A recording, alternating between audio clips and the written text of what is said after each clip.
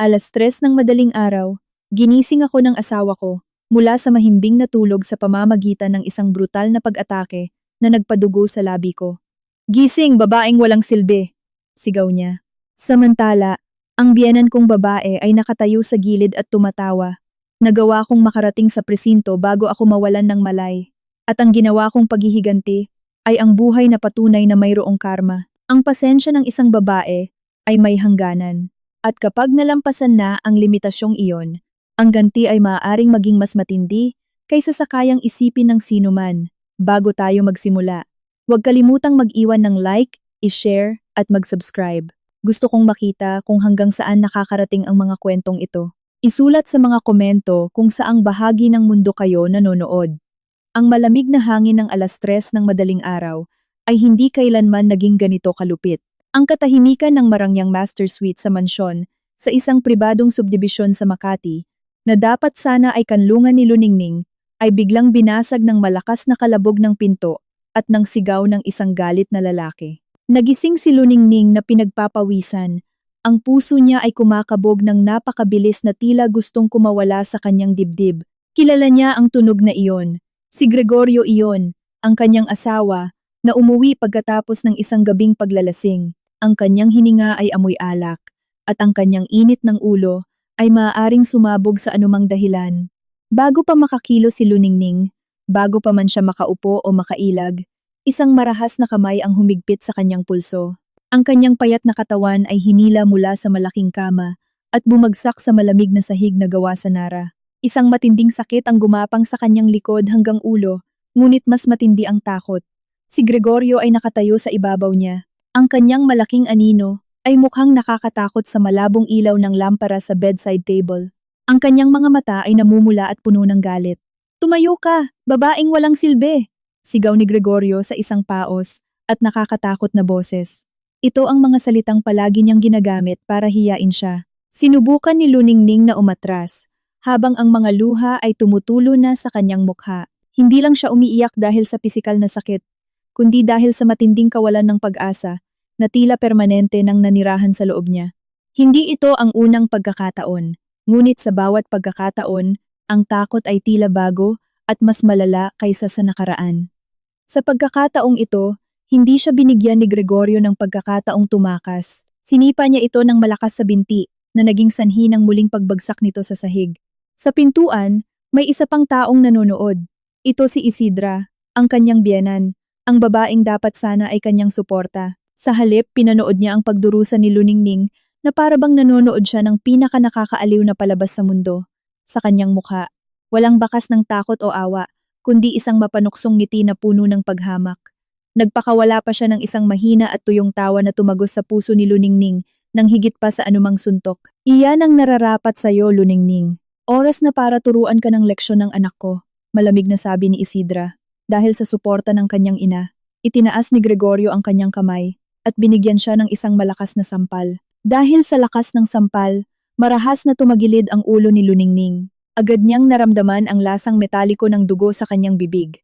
Pumutok ang kanyang labi at nagsimulang tumulo ang dugo sa sahig, na minantsahan ang malinaw na kulay ng alpombra ng matingkad na pula. Nagsimulang makaramdam ng pagkahilo si Luningning. Nagsimulang lumabo ang kanyang paningin. Ngunit ang kanyang survival instinct ay sumisigaw na hindi siya maaaring sumuko. Naalala niya ang lahat ng kanyang isinakripisyo. Naalala niya kung paano niya pinalago ang kanyang maliit na catering business para maging isang matagumpay na pambansang network ng mga high-end na restaurant. Dahil sa pagsisikap na iyon, nagawa niyang bilhin at bayaran ng buo ang malaking mansyon na iyon sa Makati, na kabalintunaan ay naging kanyang sariling silid ng pagpapahirap. Hindi alam ni Gregorio o ni Isidra ang katotohanan. Palaging itong inilihim ni Luningning. Pareho silang naniniwala na isa lamang siyang ordinaryong may bahay. Akala nila, lahat ng luho na kanilang tinatamasa ay nagmula sa trabaho ni Gregorio sa isang korporasyon. Samantalang sa katotohanan, ang trabahong iyon ay halos hindi sapat para mapanatili ang kanilang imahe ng tagumpay. Ang ideya na binaliwala ang lahat ng kanyang sakripisyo ay nagbigay sa kanya ng huling lakas. Gamit ang lahat ng natitirang lakas, itinulak niya ang binti ng kanyang asawa at nagsimulang gumapang patungo sa drawer ng bedside table. Nakuha niya ang kanyang cellphone. Napansin ni Gregorio ang kanyang kilos. Hinablot siya ng marahas sa buhok at kinaladkad pabalik sa gitna ng silid. Gusto mong tumawag ng pulis? Sige, tumawag ka. Walang maniniwala sa isang babaeng tulad mo. Sino ka ba sa akala mo, Luningning? Pang-uuyam niya, bagamat may bahagyang kaba na sa kanyang boses. Habang nagpupumiglas na makawala at tinitiis ang matinding sakit ng paghila sa kanyang buhok, nagawa ni Luningning na magpadala ng isang emergency message kay Attorney Rodrigo Salcedo, ang abogado na pinagkakatiwalaan niya ng husto. Ginawa niya ito ng halos hindi nakatingin. Pinipindot ang screen gamit ang nanginginig na mga daliri. Pagkatapos ay itinago niya ang cellphone sa bulsa ng kanyang punit na pajama. Nang makitang nagsisimula ng mawalan ng kontrol ang sitwasyon, humakbang si Isidra. Gregorio, tama na. Huwag mo siyang patayin. Baka magkaproblema pa tayo sa batas. Hindi niya ito sinabi dahil sa pag-aalala kay Luningning. Natatakot siya sa mga legal na kahihinatnan. Nang bahagyang itulak ni Isidra ang kanyang anak sa balikat para pigilan ito, hindi niya sinasadyang nagbigay ng pagkakataon na kailangan ni Luningning. Sinasamantala ang maikling sandali ng pagkalito. Nagawa niyang tumayo kahit pahirap na siyang panatilihin ang kanyang balanse. Pakiramdam niya ay umiikot ang lahat. Ngunit nagsimula siyang tumakbo. Hindi siya tumakbo patungo sa pangunahing pinto, kundi diretso sa pinto ng terasa na papunta sa hardin sa likod bahay. Huli na nang mapansin ni Gregorio at Isidra na siya ay tumatakas. Habulin mo siya! Huwag mo siyang hayaang makalabas. Desperadong sigaw ng biyenan.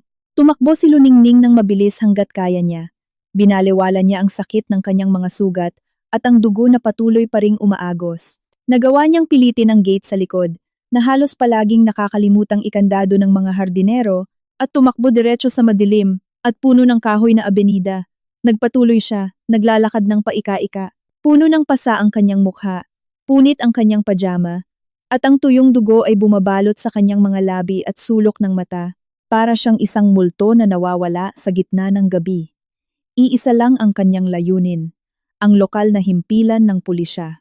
Mga 3 kilometro ang layo mula sa kanilang subdibisyon. Bawat hakbang ay isang tunay na pagpapahirap, ngunit nagpatuloy siya. Dala siya ng galit at pagnanais na wakasan na ang impyernong iyon. Matapos ang halos kalahating oras na paglalakad, at ilang beses na pagbagsak sa bangketa, sa wakas ay natanaw niya ang maliwanag na asul na ilaw ng pulisya. Ang ilaw na iyon ay tila isang parola ng pag-asa sa kadiliman. Sa kanyang pagod na katawan, nagawa niyang pumasok sa gusali. Tinawid niya ang dobling pinto, gamit ang kanyang huling lakas. Ang pulis na naka-duty sa reception ay natigilan nang makita siya. Si Luningning ay nasa pasukan, na may namamaga at putok na labi. Kitang-kita ang pagdurugo. May 2 itim na mata, at ang katawan ay nanginginig ng hindi mapigilan. Ang kanyang anyo ay nakakadurog ng puso. Ma'am, ano po ang nangyari? Kailangan niyo po ba ng ambulansya? Tanong ng pulis na may malalim na pag-aalala. Sinubukan ni Luningning na magsalita. Sinubukang ipaliwanag ang brutal na pag-atake na kanyang dinanas, ngunit hindi lumalabas ang mga salita. Itinuro na lamang niya gamit ang nanginginig na daliri ang kanyang putok na labi, at ang malalaking pasa na nagsisimula ng bumalot sa kanyang mga braso. Sumidhi ang kanyang matinding pagkahilo. Umuugong ang kanyang mga tainga. Ang buong silid ay nagsimulang umikot. 2 salita lang ang naibulong niya. Ang asawa ko. Bago bumigay ang kanyang mga binti, bumagsak si Luningning nang walang malay sa sahig ng istasyon ng pulisya. Tuluyan na siyang nawalan ng malay.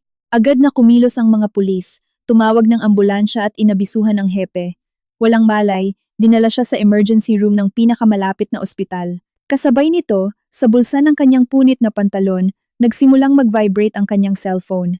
Ang emergency message na ipinadala niya ay nakarating kay Atinio Salcedo, ang abogado na nakakaalam ng lahat ng lihim ng kanyang kayamanan at mga plano na matagal na niyang inihahanda.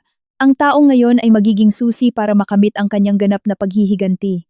Samantala, sa Marangyang Mansyon, nakaramdam ng malaking ginhawa sina Gregorio at Isidra nang makitang nawala si Luningning. Maingat nilang nilinis ang maliliit na mantsa ng dugo sa sahig ng kwarto. Sinusubukang burahin ang lahat ng bakas ng nangyari. Kumbinsido sila na si Luningning ay nagbabanta lamang. Naniniwala sila na hindi siya kailanman maglalakas loob na labanan sila. Hindi nila naisip na ang drama na akala nila ay tapos na ay simula pa lamang ng ganap na pagkawasak na malapit nang dumating sa kanilang buhay. Ang recovery room ng ospital ay amoy disinfectant at katahimikan. Isang ganap na kabaligtaran sa brutal na kaguluhan ng madaling araw. Nakahiga si Luningning sa kama, lubos na nanghihina.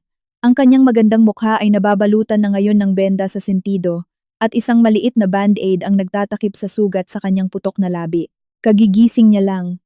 Matindi pa rin ang pisikal na sakit, ngunit mas malalim pa ang emosyonal na pagdurusa. Sa tabi ng kanyang kama, ay mahinahong nakaupo ang isang lalaking nasa katanghaliang gulang na may kalmado at autoritatibong anyo. Siya si Ate Rodrigo Salcedo, ang respetadong abogado ni Luningning mula sa Maynila. Sa isang mahinahon ngunit matatag na boses, ipinaliwanag ni Atuyi.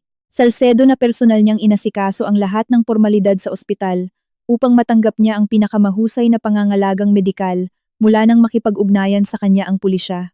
Tiniyak din niya ang ulat ng medikal na pagsusuri at lahat ng mga larawan ng mga pinsala bilang hindi matututulang ebidensya sa proseso ng hudisyal. Ang kanyang presensya ay patunay na hindi na nag-iisa si Luningning at ang suportang nasa likod niya ay higit na makapangyarihan kaysa sa inaakala ni na Gregorio at Isidra. Magpahinga ka, Ma'am Luningning. Ginawa ko na ang lahat ng kinakailangang pag-iingat. Lahat ay naidokumento ng maayos at ang pisikal na ebidensya ay ganap na protektado, sabi ni Attorney Salcedo sa isang boses na nagpapahiwatig ng tiwala. Gayunpaman, ang katahimikang ito ay hindi nagtagal. Biglang bumukas ang pinto ng silid. Pumasok sina Gregorio at Isidra na may peking pag-aalala sa kanilang mga mukha. Sinusubukang gampanan ang papel ng isang nag-aalalang asawa at desperadong biyenan. Hindi sila dumating para humingi ng tawad, dumating sila para kontrolin ang pinsala at, higit sa lahat, para takutin si Luningning, pilitin siyang bawiin ang reklamo. Luningning, mahal ko, anong nangyari sa'yo? Bakit ka nandito? Bulalas ni Gregorio? Sinusubukang hawakan ang kanyang kamay na may nakakagulat na kapani-paniwalang ekspresyon, na para bang siya ang tunay na biktima ng isang malaking hindi pagkakaunawaan. Agad siyang sinundan ni Isidra. Mabilis na nilibot ng kanyang mga mata ang silid, naghahanap ng paraan para mabawi ang kontrol sa sitwasyon. Talaga namang puro problema ka lang. Bakit kailangan mo pang tumakas at gumawa ng ganitong iskandalo? Gusto kong bawiin mo agad ang reklamong iyan. Ito ay pribadong usapin ng ating pamilya. Sa kabila ng kanyang matinding kahinaan, tinipon ni Luningning ang kanyang huling lakas. Tumingin siya ng diretso kina Gregorio at Isidra. Ang kanyang tingin ay malamig, walang laman, at ganap na malaya sa takot. Ang sakit ay nagpanday sa kanya ng isang malamig na tapang. Bago pa siya makapagsalita, tumayo si Ate Salcedo at pumagitna sa pagitan ni Luningning at ng mapanlinlang na mag-ina. Pakiusap, lumayo kayo kaagad, Ginoong Gregorio at Ginang Isidra. Ang kanyang boses ay mababa, ngunit puno ng matatag na babala. Lubos kayong ipinagbabawal na lumapit kay Ma'am Luningning. Nakapagsampa na kami ng reklamo para sa domestic violence at mayroon kaming kumpletong dokumentasyon ng medikal na pagsusuri. Mula sa sandaling ito, anumang komunikasyon sa aking kliyente ay dapat gawin sa pamamagitan ko lamang. Namula sa galit ang mukha ni Isidra. Hindi niya kailanman naisip na haharapin niya ang isang abogado ng ganitong kalibre. Palagi siyang naniniwala na si Luningning ay isang babaeng walang muwang, walang yaman o koneksyon. At sino ka sa akala mo? Isang hamak na abogadilyo na nakikialam sa mga pribadong usapin ng aming pamilya. Ungol niya na may parehong paghamak na ginamit niya para hiyain ang kanyang manugang. Sumagot lamang si Atin. Salcedo ng isang bahagyang ngiti, isang kalkuladong ngiti na nagtatago ng mas malaking panganib kaysa sa inaakala. Ang pangalan ko ay Rodrigo Salcedo at malayo ako sa pagiging isang abogadilyo. Ako ang legal na kinatawan na may ganap na kapangyarihan sa lahat ng ari-arian na inyong tinatamasa sa loob ng maraming taon nang hindi ninyo nalalaman. At higit sa lahat, ako ang taong titiyak na matatanggap ng inyong anak ang pinakamataas na parusa na pinahihintulutan ng batas ng Pilipinas. Nang marinig ang salitang ari-arian, nagkatinginan sina Gregorio at Isidra, ngunit mabilis nilang itinago ito sa ilalim ng isang mapanuksong tawa. Kalokohan. Walang-wala si Luningning. Ang bahay na ito, ang mga kotse, ang mga bank account, lahat ay binili gamit ang perang kinita ko sa pagtatrabaho sa kumpanya. Inay, wag mo nang pakinggan ang manlolokong ito. Luningning, bawiin mo agad ang reklamong iyan o magsisisi ka. Sinubukan muli ni Gregorio na ipilit ang kanyang autoridad sa pamamagitan ng mga banta. Sa sandaling iyon, nang umabot sa kasukdulan ng tensyon, bumukas muli ang pinto. May isa pang taong pumasok sa silid. Siya si Paulo, ang pinakamatalik na kaibigan at pinagkakatiwalaang kasosyo sa negosyo ni Luningning. Kabaligtaran ng elegante at kontroladong si Atunyo. Salcedo, si Paulo ay nagpapahiwatig ng isang halo ng ganap na katapatan at isang galit na mahirap pigilan. May dala siyang malaking palumpon ng mga bulaklak at isang bag na may malinis na damit. Lumapit siya ng diretso kay Luningning. Ganap na binalewala ang presensya ng asawa at biyenan. Luningning, ayos ka lang ba? Naghanda na ako ng isang ganap na ligtas na lugar para sa iyo. Huwag kang mag-alala sa kahit ano. Nang subukan ni Gregorio na lampasan si attorney, Salcedo para kunin ang braso ni Luningning at hilahin siya mula sa kama, agad na kumilos si Paulo. Humarap siya na may ekspresyon ng matinding galit at itinuro ang isang daliri sa dibdib ni Gregorio. Subukan mo lang siyang hawakan o pagsisisihan mo ang araw na ipinanganak ka. Kung itataas mo ulit ang kamay mo sa kanya, isinusumpa ko, hindi lang kalayaan mo ang mawawala sa'yo. Lahat ng inaakala mong sayo ay maglalaho sa isang iglap. Wala kang kaalam-alam kung sino ang sinaktan mo kagabi, Gregorio, pero malalaman mo rin sa lalong madaling panahon. Ang banta ni Paulo na sinabi ng may tindi ng isang kapatid na handang protektahan ang isang taong mahal niya, ay tumama sa kanila ng mas malakas kaysa sa lahat ng mga legal na babala ni Atorian Salcedo. Nanigas sina Gregorio at Isidra. Sa unang pagkakataon sa mahabang panahon, nakaramdam sila ng tunay na takot. Hindi pa nila nakita si Luningning na napapalibutan ng mga taong napakatatag, maimpluwensya, at handang ipagtanggol siya sa anumang halaga. At higit sa lahat, wala silang ideya na mayroon siyang kaibigan na mukhang napakayaman at makapangyarihan. Agad na sinamantala ni Atty. Salcedo ang sandali, kumuha ng isang dokumento at ibinigay kay Gregorio. Ito ay isang opisyal na legal na abiso. Mula sa sandaling ito, ipinagbabawal kayong magkaroon ng anumang uri ng pakikipag-ugnayan, direkta man o hindi, kay Ma'am Luningning. Kung lalabagin ninyo ang utos na ito, agad naming hihilingin ang pagpapatupad ng preventive detention. At ngayon, pakiusap, umalis na kayo kaagad sa silid na ito. Dadalhin namin ang aking kliyente sa isang ligtas na lugar. Bagamat sa loob ay kumukulo sila sa galit at pagdududa, napagtanto ni na Gregorio at Isidra na wala na silang kontrol. Ang sitwasyon ay naging ganap na hindi pabor sa kanila. Wala silang pagpipilian kundi ang umatras, na nag-iwan ng huling tingin na puno ng puot kay Luningning. Sa pagsasara ng pinto, nag-iwan si Isidra ng huling banta. Hindi pa tapos ang laban na ito. Huwag mong isipin kahit isang segundo na mananalo ka. Nang sa wakas ay umalis na sila, nagpakawala si Luningning ng isang mahabang buntong hininga. Nanginginig pa rin ang kanyang katawan. Mahigpit na hinawakan ni Paulo ang kanyang kamay. Inayos na ni Ati. Salcedo ang lahat. Ililipat ka sa isang eksklusibong apartment sa BGC. Lahat ng iyong imperyo sa pagkain at lahat ng kumpanya ay naayos na para hindi sila makasunod sa anumang bakas. Ngayon, ang pinakamahalaga ay magpagaling ka at ihanda ang plano na matagal mo nang hinihintay. Pagkatapos ng mga salitang ito, binuksan ni Atunyo. Salcedo ang kanyang briefcase at kumuha ng isang makapal na brown na sobre. Narito ang pinakamahalagang mga dokumento. Bukod sa medikal na pagsusuri at mga recording ng security camera na nasave mo sa cloud kagabi, mayroon din tayong mga titulo ng lahat ng ari-arian. Ang marangyang mansyon sa Makati, na buong pagmamalaki nilang tinatawag na pamana ng pamilya, kasama ang sports car na araw-araw na minamaneho ni Gregorio, ay legal na nakarehistro sa kumpanyang itinatag nating maraming taon na ang nakalipas. Lahat ng ito ay eksklusibong pag-aari mo. Hindi sila kailanman naging mga may-ari, mga autorisadong gumagamit lamang, nang walang anumang karapatan. Ito ang magiging pangunahing sandata natin. Pinakinggan ni Luningning ang bawat salita ng may ganap na atensyon. Ang sakit sa kanyang putok na labi ay nagsimulang mapalitan ng isang malamig na determinasyon. Hindi na siya isang biktima na nagtatanggol sa sarili. Ngayon, isa na siyang estratehista na handang pamunuan ng isang digmaan ng paghihiganti.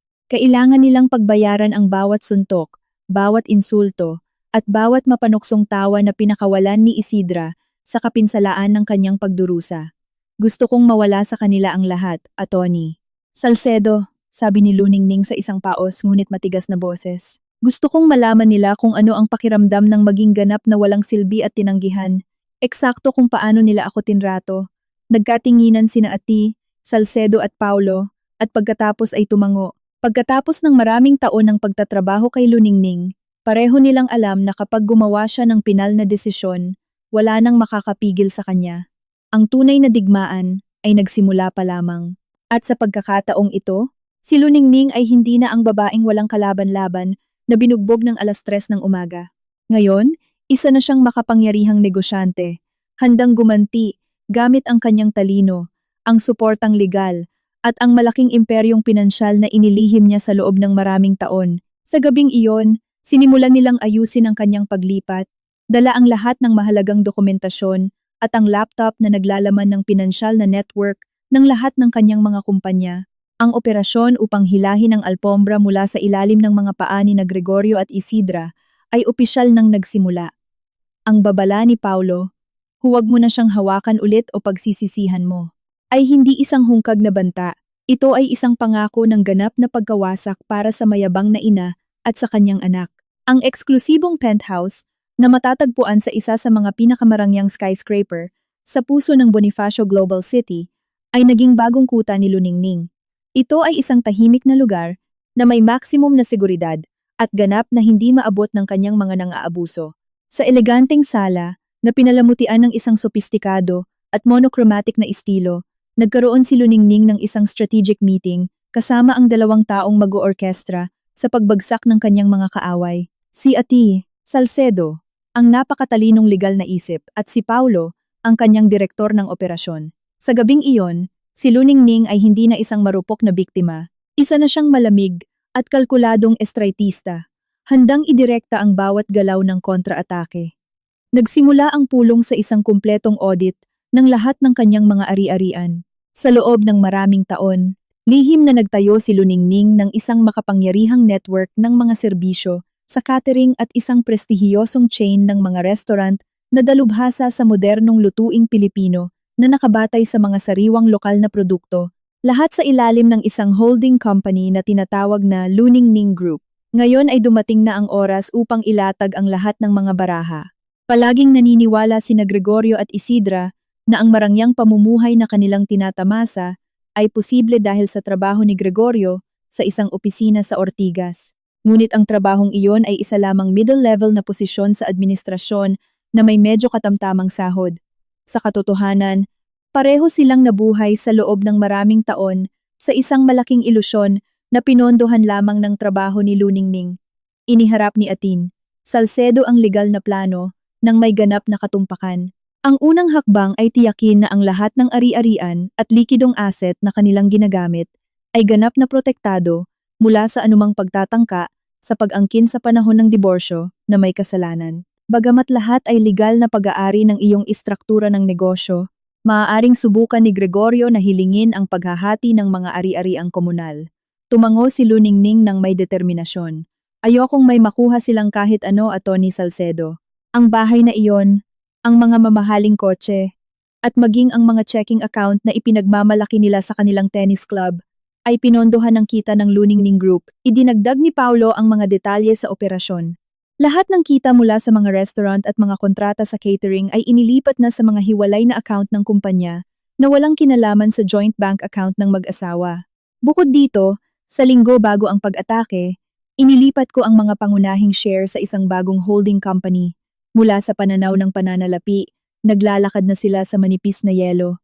Ang estratehiya ay nahahati sa 3 tumpak na yugto. Yugto 1, pagpapatatag ng mga asset at pag-freeze ng mga account. Yugto 2, legal na pagbawi ng lahat ng ari-arian.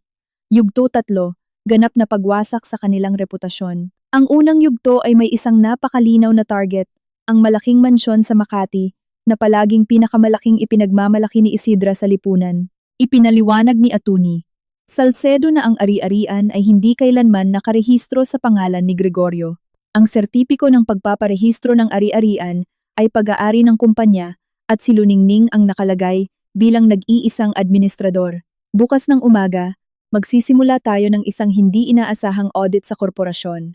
Lahat ng benepisyo ng kumpanya na tinatamasa ni Gregorio, kabilang ang kanyang mga expense card, ang allowance para sa serbisyong kotse, at ang access sa mga account na nakalaan para sa pagpapanatili ng bahay, kung saan patuloy na kumukuha ng pera si Isidra para sa kanyang mga pamimili, ay agad na i-freeze. Sisimulan nating sakalin sila sa ekonomiya bago pa man nila mapansin kung ano ang nangyayari. Mahusay, sagot ni Luningning Hawak ang isang tasa ng mainit na tsaa, habang ang kanyang tingin ay nanatiling malamig na parang yelo. Gusto kong maramdaman muna nila ang maliliit na abala sa araw-araw. Gusto kong magpanik sila kapag tinanggihan ang kanilang credit card sa paboritong butik ni Isidra sa Greenbelt o kapag tinawagan para isauli ang mamahaling kotse ni Gregorio. Ngumiti si Paulo ng may kasiyahan. Naayos na iyan. Iuutos ko sa accounting department na magpadala ng isang opisyal na abiso ng pagkansela ng kontrata sa pag-arkila ng kotse ni Gregorio dahil sa hindi tamang pag-uugali sa labas ng lugar ng trabaho. Ito ay magiging isang eleganteng paraan upang bigyang katwiran ang hakbang na ito gamit ang kaso ng domestic violence, gamit ang kanilang sariling burokratikong jargon. Ang ikalawang yugto ay ang tunay na puso ng paghihiganti. Matapos ang opisyal na pagsasampa ng petisyon para sa diborsyo sa korte, agad na hihilingin ni Atory Salcedo ang lahat ng kinakailangang utos ng korte para sa pag-agaw at pagbawi ng mga ari-arian. Sisimulan natin sa pag-agaw sa mga mamahaling sasakyan. Ma'am Luningning, ito ang magiging unang malaking kahihiyan para kay Gregorio. Isipin mo na lang ang kanyang sports car na ipinagmamalaki niya na hinihila ng tow truck sa harap ng buong kapitbahayan. Itinago ni Atty. Salcedo ang isang bahagyang ngiti sa likod ng kanyang karaniwang profesionalismo.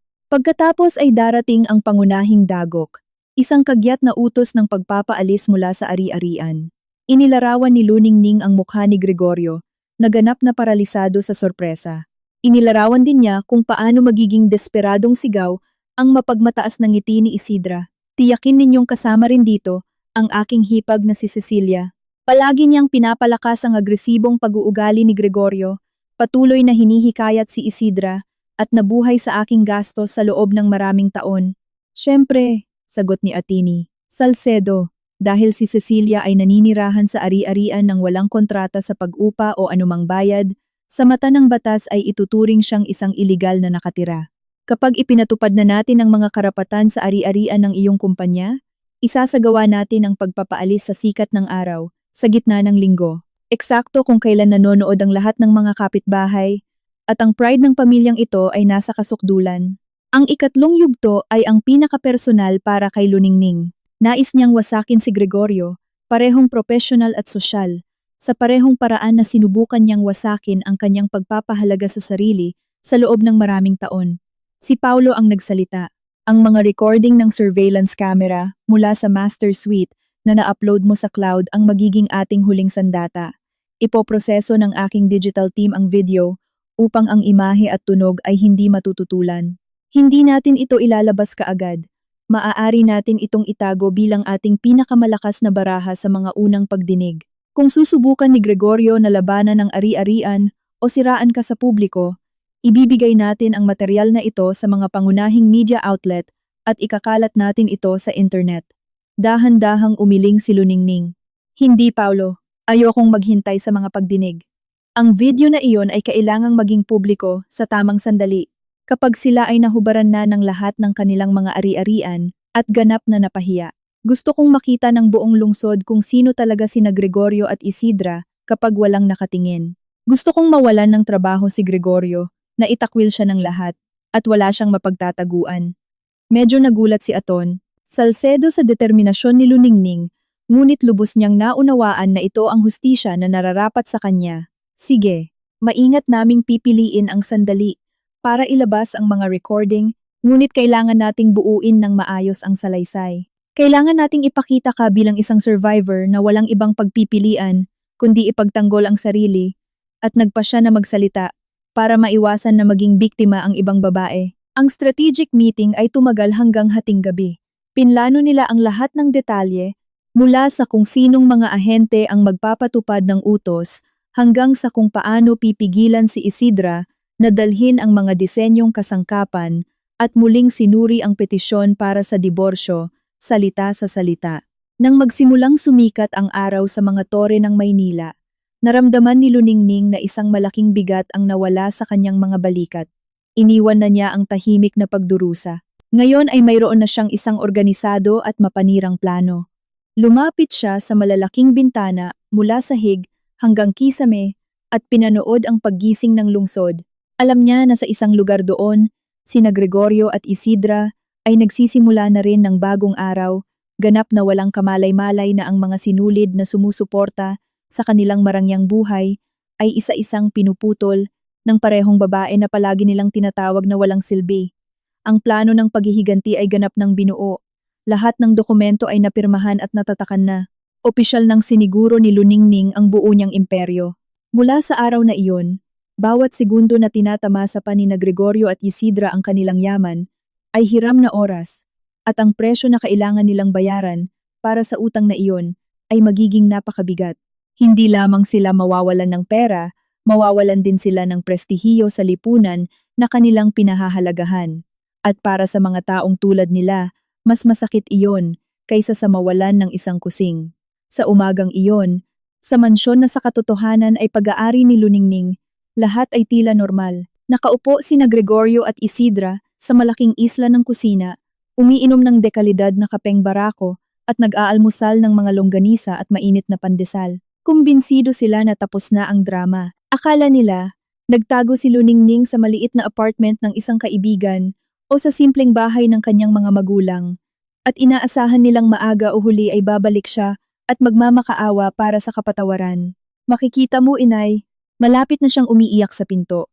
Hindi niya kayang mabuhay nang wala ang estilo ng buhay na ibinibigay natin sa kanya. Puno ng kayabangan na nagsalita si Gregorio habang nagpapahid ng palaman sa tinapay. Tumawa ng tuyo si Isidra. Siyempre hindi niya kaya. Sino pa ba ang gugusto sa isang babaeng walang silbi na tulad niya? Hayaan mong maramdaman niya kung gaano kahirap ang tunay na mundo. Baka sa ganoon ay matuto siyang mag-isip ng 2 beses bago gumawa ulit ng sirko tulad ng ginawa niya. Bukod pa riyan, ang mayabang na abogadong iyon, nakasama niya ay malamang isang public attorney lang. Wala silang dapat itago at wala silang kinatatakutan. Hindi bababa sa iyon ang kanilang iniisip. Gayunpaman, ang tahimik na umagang iyon ay ganap na nagbago sa loob ng ilang segundo. Nagsimulang mag-vibrate ang cellphone ni Gregorio sa eleganteng marmol na countertop. Sa screen ay lumitaw ang isang hindi kilalang numero na kabilang sa himpilan ng pulisya. Inis, sinagot niya. Sa kabilang linya, isang investigador ang nag-utos sa kanya na agad na pumunta sa istasyon upang magbigay ng opisyal na pahayag bilang bahagi ng isang investigasyon sa isang malubhang kaso ng domestic violence. Nawala ang lahat ng kulay sa mukha ni Gregorio. Ang kutsilyo na ginagamit niya sa pagpapahid ng mantikilya ay nahulog sa plato na may malakas na tunog. Ang pulis, akusasyon ng pang-aabuso, pero akala ko nagbibiro lang si Luningning. Nang marinig ito, nagpanik si Isidra. Ano? Ang pulis? Sabihin mo agad sa kanila na lahat ay isang hindi pagkakaunawaan. Sabihin mong si Luningning ang nagsimula ng away. Gregorio, pumunta ka na at ayusin mo yan bago pa malaman ng mga kapitbahay. Tumaas ng husto ang pagkabalisa ni Isidra. Ang kanyang pinakamalaking takot ay hindi ang mawalan ng pera, kundi ang prestihiyo ng pamilya sa mga elite ng subdibisyon. Para sa kanya, ang pera ay laging maaaring mabawi, ngunit ang katayuan sa lipunan ay sagrado. Sinubukan ni Gregorio na tawagan ang cellphone ni Luningning. Diretso sa voicemail ang tawag. Na-deactivate na ang kanyang numero. Pagkatapos ay sinubukan niyang kontakin ang law office ni Attorney Salcedo. Lahat ng kanyang tawag ay napunta sa isang answering machine. Dahan-dahan, nagsimulang palitan ng takot ang kayabangan na kanilang ginising. Habang nagtatalo sina Gregorio at kanyang ina kung anong kasinungalingan ang sasabihin sa mga pulis, tumunog ang doorbell. Sa pinto ay isang propesyonal na mensahero na may hawak na makapal na sobre na may logo ng isa sa mga pinakaprestihiyosong law firm sa Maynila. Hiningi ng mensahero na personal na pirmahan ni Gregorio at Isidra ang resibo bago ibigay ang mga dokumento. Sa loob ng sobre, may 2 abiso na sumira sa natitirang katahimikan nila. Ang una ay isang opisyal na abiso mula sa opisina ni Attorney Rodrigo Salcedo. Ipinapaalam nito na si Luningning ay nagsampa ng formal na petisyon para sa diborsyo dahil sa eksklusibong kasalanan ng asawa, kasama ang isang hiling para sa kagyat na mga hakbang sa pag-iingat at isang pinansyal na danyos. Bilang pangunahing ebidensya, naka-attach ang mga larawan na may mataas na resolution mula sa medikal na pagsusuri na nagpapakita ng lahat ng mga pinsalang tinamo ni Luningning.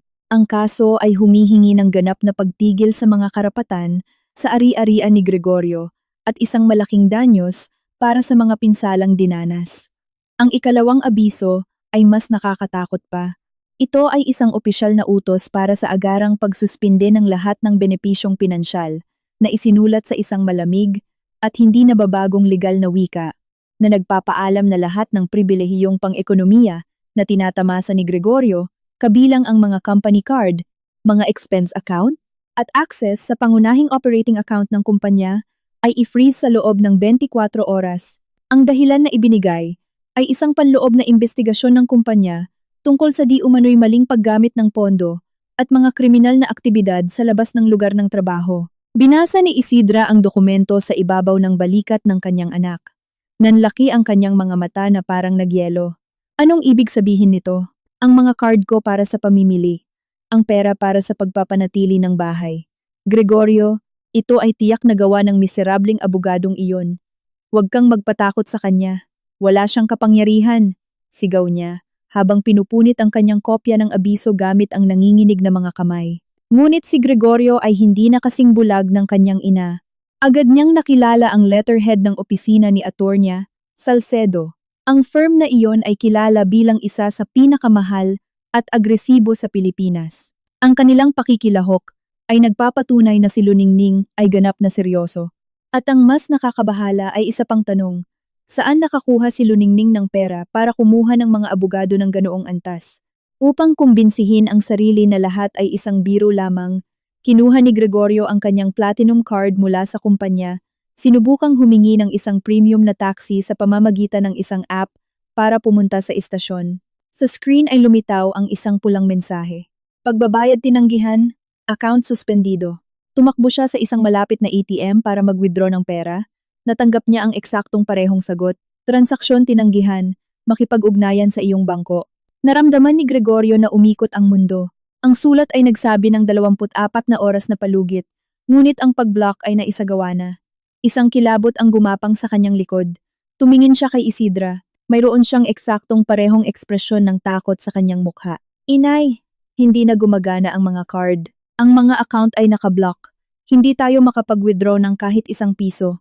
Nawalan ng pag-asa ang kanyang boses. Kinuha ni Isidra ang kanyang personal na debit card.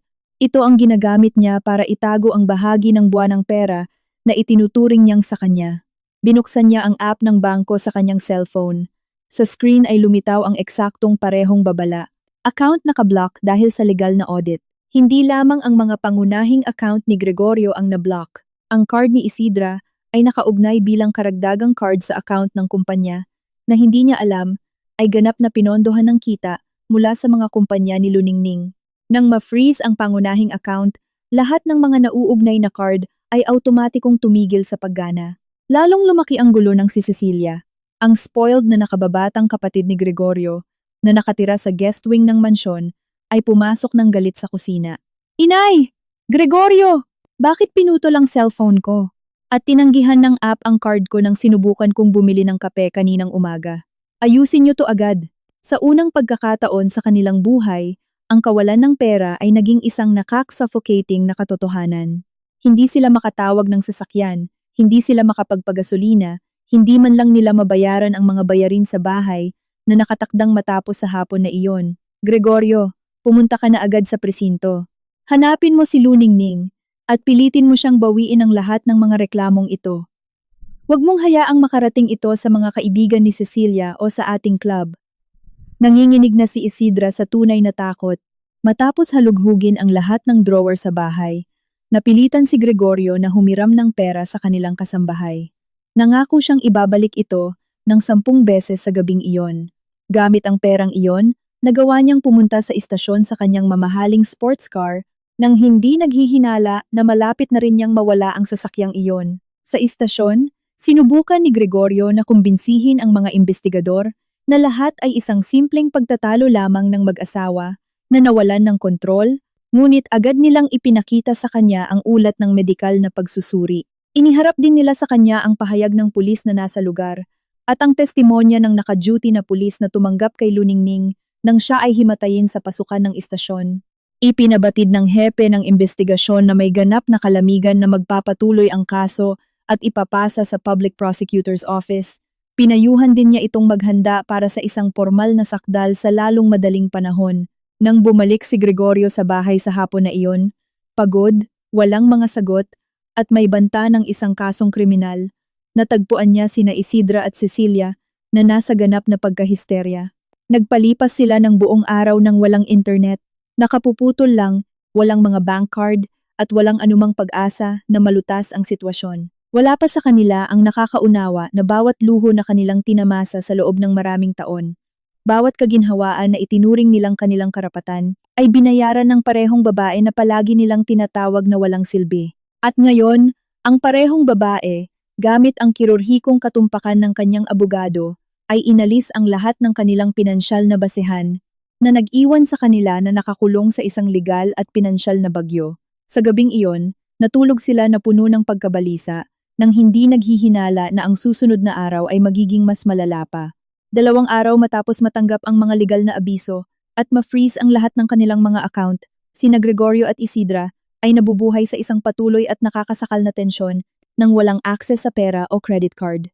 Nabuhay sila gamit ang ilang barya at perang papel na natagpuan pa nila sa bahay. Kinailangan pa nilang humiram muli ng pera kay Cecilia at sa kasambahay.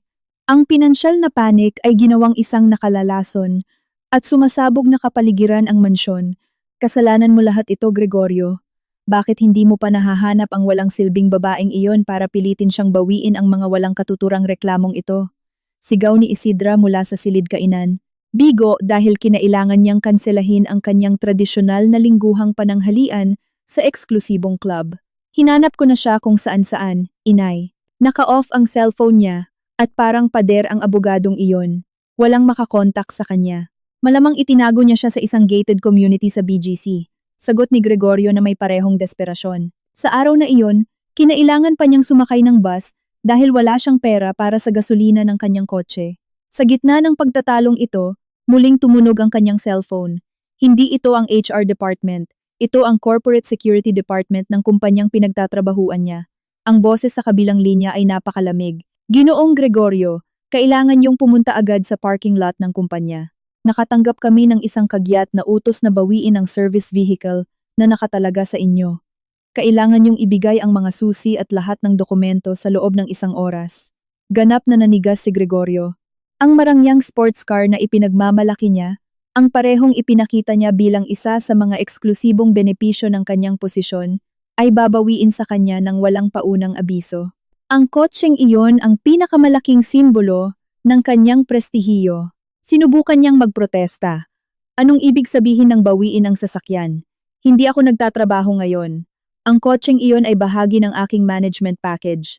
Hindi ninyo pwedeng kunin ito ng ganito. Ngunit nanatili sa parehong impersonal na tono ang security officer. Ang utos na ito ay direkta mula sa top management. Ginoo, kung hindi kayo darating sa susunod na 60 minuto, autorisado kaming magpadala ng isang collection team na may tow truck sa inyong address. Pinapayuhan namin kayong ayusin ito dito para maiwasan ang isang pampublikong palabas sa harap ng inyong mga kapitbahay. Ang simpleng ideya na makikita ng lahat ng residente ng subdibisyon sa Makati, ang isang tow truck na kumukuha ng kanyang kotse, ay nag-alis ng huling hibla ng tapang ni Gregorio. Sapat nang nasira ang kanyang reputasyon matapos ang pagtawag sa pulisya. Hindi niya makakayanan ng ganitong kahihiyan. Nagmamadali siyang umalis ng bahay. Gregorio, saan ka pupunta? Huwag mo akong iwan mag-isa. Anong nangyayari sa kotse mo? Sigaw ni Isidra mula sa pinto. Ngunit malayo na siya. Humingi siya ng pinakamurang Uber, ginastos ang huling mga barya. Pagdating niya sa parking lot ng kumpanya, hindi mga security personnel ang naghihintay sa kanya. Ito ay isang notaryo at isang legal na kinatawan mula sa opisina ni Atty. Rodrigo Salcedo. Walang lugar para sa negosasyon. Inilagay lang nila sa hood ng kotse ang isang opisyal na dokumento ng voluntaryong pagsasauli ng sasakyan at itinulak ito kay Gregorio para pirmahan niya. Ang dokumento ay malinaw at nakakagulat. Ang sasakyan ay pag-aari ng isang leasing company na may kontrata na nilagdaan sa Luningning Group at hindi sa kumpanyang pinagtatrabahuan ni Gregorio. Sa sandaling iyon, isang hindi kanais-nais na pakiramdam ang gumapang sa kanyang buong katawan. Napagtanto niya na hindi siya kailanman naging may-ari ng kotseng iyon. Mayroon lamang siyang pahintulot na imaneho ito. Wala siyang anumang karapatan dito. Dahil sa galit at kahihiyan, wala siyang ibang pagpipilian kundi ibigay ang electronic key. Sa loob ng ilang segundo, nawala sa kanya ang pangunahing simbolo ng yaman at katayuan na kanyang ipinagmamalaki. Samantala, Sa mansyon, si Isidra ay malapit ng masiraan ng bait. Kailangan niya ng isang libangan. Nagpasya siyang pumunta sa kanyang paboritong designer boutique sa Rockwell. Kumbinsido siya na isa sa kanyang mga loyalty o additional card ay gagana pa rin para sa isang maliit na pagbili. Naisip niya na kailangan niya ng isang bagong mamahaling bag para pakalmahin ang kanyang mga nerbiyos. Pumili siya ng isang eleganteng imported na leather bag at nagtungo sa cashier na may parehong mayabang na postura. Buong tiwala, ibinigay niya ang card. Ang resulta ay eksaktong pareho. Pasensya na po ma'am, pero tinanggihan po ang card, magalang na sabi ng empleyado. Agad na sumabog si Isidra. Anong tinanggihan? Imposible. Subukan mo ulit, baka may sira ang sistema ninyo. Pinasok ng empleyado ang card sa pangalawang pagkakataon, at pagkatapos ay sa pangatlo. Sa bawat pagkakataon, pareho ang resulta. Pagbabayad tinanggihan, ilang mayayamang customer sa boutique ang nagsimulang pagmasda ng eksena. Si Isidra, na ginugol ang kanyang buhay sa pag-aalala sa pagpapakita ng isang imahe ng perpeksyon at kagandahan, ay nakaramdam ng hindi matiis na kahihiyan. Wala man lang siyang sapat na pera. Namumula ang mukha sa kahihiyan. Galit na lumabas siya ng tindahan. Kinailangan niyang maglakad ng ilang blok sa ilalim ng init ng araw, isang bagay na hindi niya ginawa sa loob ng mga dekada. Habang naghihintay na tumawid sa isang malapad na abenida, nakuha ang kanyang pansin ng isang bagay sa kabilang kalsada. Isang bagong-bago at napaka-eksklusibong restaurant, puno ng mga eleganteng customer. Ang modernong arkitektura nito ay namumukod-tangi sa iba pang mga gusali. Sa ibabaw ng pangunahing pasukan ay may isang malaking karatula. Corona ni Luningning. Ang pangalang iyon ay nagpukaw ng isang malabong alaala. Naalala ni Isidra na ilang taon na ang nakalipas, nabanggit ni Luningning ang isang maliit na proyekto sa catering. Noong panahong iyon, pinagtawanan niya ito. Tinawag itong isang simpleng libangan na walang kabuluhan. Walang posibilidad na ang di umano'y libangan na iyon ay naging isang napakagandang high-end na restaurant. Umiling siya, kumbinsido na ito ay isang kakaibang pagkakataon lamang at sumakay ng bus pabalik sa subdibisyon. Nang sa wakas ay makatawid siya sa pangunahing pinto ng mansyon, natagpuan niya si Gregorio na nakaupo sa sofa sa sala. Ang kanyang ekspresyon ay nagpapakita ng ganap na pagkatalo. Kinuha nila ang kotse. Inay, wala na akong kotse. Halos pabulong na lang ang kanyang boses. At hindi man lang ako nakabili ng bag. Tinanggihan ang card ko sa harap ng buong mall. Anong nangyayari sa buhay natin, Gregorio? Nagsimulang magdalamhati si Isidra. Sa sandaling iyon, lumitaw si Cecilia na may hawak na isang rehistradong sulat na naka-address kay Gregorio. Hindi ito isang dokumento ng korte, ito ay isang opisyal na sulat na ipinadala ng administrasyon ng subdibisyon. Ipinapaalam ng sulat na ang buwanang bayarin para sa maintenance, seguridad, at pagpapanatili ng mga common area ay hindi nabayaran sa loob ng 6 na buwan. Ang naipon na utang ay umabot sa ilang daang libong piso. Kung hindi agad mababayaran ang halaga, haharangin ang access sa gated community at mga serbisyo sa seguridad at puputulin ang supply ng tubig sa ari-arian. Anong ibig sabihin nito, Gregorio? Ilang taon na tayong nakatira dito. Hindi mo ba binayaran ang mga bayarin sa subdibisyon? Akala ko inaasikaso mo lahat ng bayarin sa bahay. Itinuro ni Isidra ang dokumento na may nanginginig na daliri. Sumagot si Gregorio ng may desperasyon. Palagi itong automatikong binabayaran. Ito ay isang direct debit. Imposibleng may utang. Siguradong minamanipula ni Luningning ang mga account. Sa sandaling iyon, napagtanto nila ang isang bagay na nakakatakot. Ang pagbawi sa mga ari-arian ay hindi limitado sa pag-block ng mga credit card o pag-alis ng mga mamahaling kotse. Ito ay tungkol sa pagsira sa mismong pundasyon ng buhay na kanilang dinadala. Desperado, nagsimula silang maghalungkat sa mga lumang folder at dokumentong pinansyal. Sinubukan nilang alamin kung bakit hindi sila kailanman nakakita ng bayarin sa maintenance ng subdibisyon, isang pagbabayad sa mortgage, o buwis sa ari-arian, amilyar. Ang kanilang natuklasan ay lubos na nagpagulo sa kanila. Lahat ng malalaking gastos, pagbabayad, buwis, pangunahing serbisyo, lahat ay automatikong binabayaran sa pamamagitan ng mga direktang paglilipat mula sa mga account ng kumpanya ni Luningning. Ang parehong mga account na ngayon ay ganap ng nakablock. Sila, sa katotohanan, ay hindi kailanman nagbayad para sa mga gastos ng kanilang sariling buhay. Sa gabing iyon, naupo sila sa mamahaling Italianong leather na sofa na nagpapalamuti sa pangunahing sala. Ngunit ang kanilang mga puso ay puno ng takot. Hindi lang sila bangkarote, sila ay ganap na walang magawa, tulad ng mga eksotikong ibon na nakatira sa isang ginintuang hawla, at ang tunay na may-ari ng hawlang iyon ay tumigil na sa pagpapakain sa kanila. Ngayon ay nakakulong sila sa isang magandang bilangguan, hinatulan ng isang mabagal na kamatayan, nang hindi naghihinala na ang pinakamasaklap na katotohanan tungkol sa lugar kung saan sila nakatira ay darating sa pagsikat ng araw. Ang umaga ay malamig, ngunit sa loob ng mansyon ang kapaligiran ay nagiging nakakasakal. Halos hindi nakatulog sina Gregorio at Isidra. Ang takot sa pagkasira ng pananalapi at ang kasong kriminal ay nagnakaw ng kanilang tulog.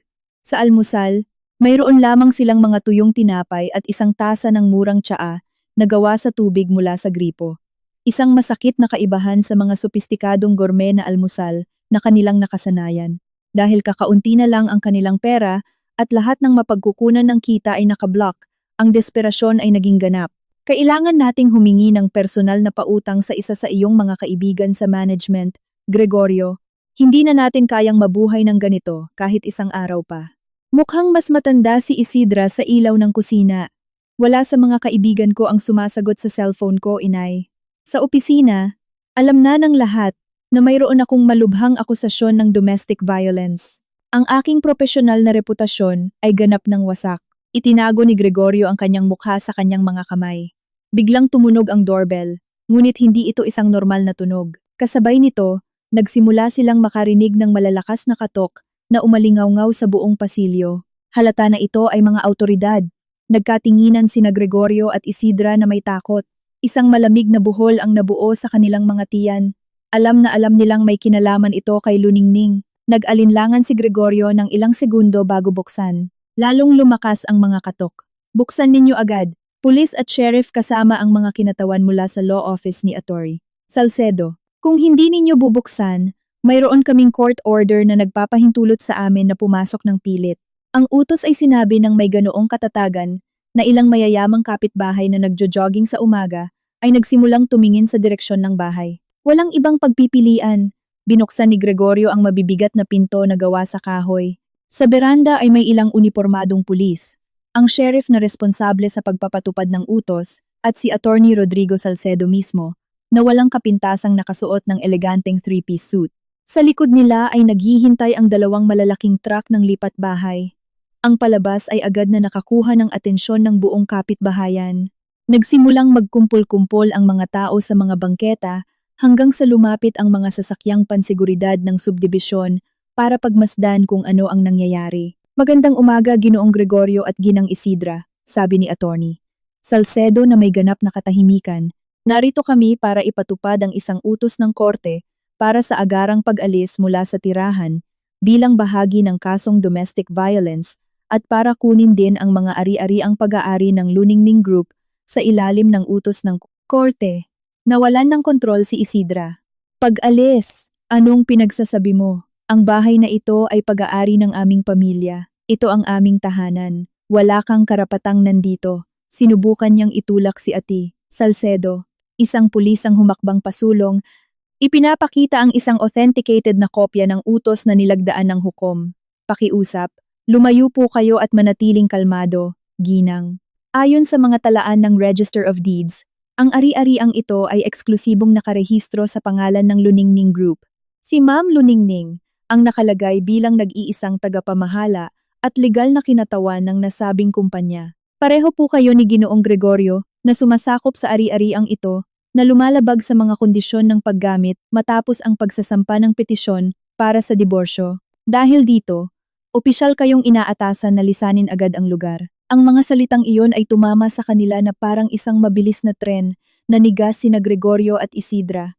Ang multimilyong pisong mansyon na kung saan ay binuo nila ang kanilang buong pagkakakilanlan sa lipunan, ang bahay na kanilang ipinagmamalaki ay binili, pinanatili, at binayaran mula sa unang araw ng babaeng palagi nilang tinatawag na walang silbi sa pamamagitan ng kanyang kumpanya. Imposible, peking mga dokumento iyan. Ako ang bumili ng bahay na ito. Desperadong sigaw ni Gregorio. Sumagot si Atty. Salcedo na may ganap na katahimikan. Ang dokumentasyon ay opisyal na sertipikado ng korte. Ginoo, ang ari-ariang ito ay hindi kailanman naging pamana ng pamilya. Ito ay isang asset ng korporasyon na pag-aari ng isang kumpanya na inyong sinakop ng walang kontrata sa pag-upa o titulo ng pag-aari. Lahat ng bayad sa utang, buwis, at insurance ay ganap na binayaran gamit ang mga operating account ng Luningning Group. Simpleng sinakop ninyo ang gusaling ito nang hindi nagbabayad ng kahit isang sentimo. Pagkatapos ay ngumiti siya nang may malamig na pagiging walang awa. Habang sumasabog ang gulo sa pasukan ng bahay, lumitaw si Cecilia sa pasilyo na nakasuot pa ng bathrobe. Nang makita ang pulisya at ang sheriff sa loob ng mansyon, sumigaw siya. Pagkatapos ay ganap siyang nanigas. Katutuklas niya lang na ang marangyang mansyon, na ginamit niya sa loob ng maraming taon bilang kanyang sariling palaruan, ay pag-aari pala ng imperyo ng negosyo ng hipag na kanyang hinahamak. Walang sinayang na oras ang mga opisyal. Pumasok sila at agad na nagsimulang gumawa ng isang kumpletong imbentaryo ng lahat ng mga kasangkapan, mga painting, mga kagamitan sa bahay, at mga mahahalagang bagay. Bawat disenyong sofa, bawat custom-made na painting, bawat high-end na kagamitan, lahat ay tinukoy bilang pag-aari ng kumpanya. Pinaalalahanan sina Gregorio at Isidra na maaari lamang nilang dalhin ang kanilang mga damit at personal na gamit. Nagkaroon ng nervous breakdown si Isidra. Nagsimula siyang umiyak at sumigaw.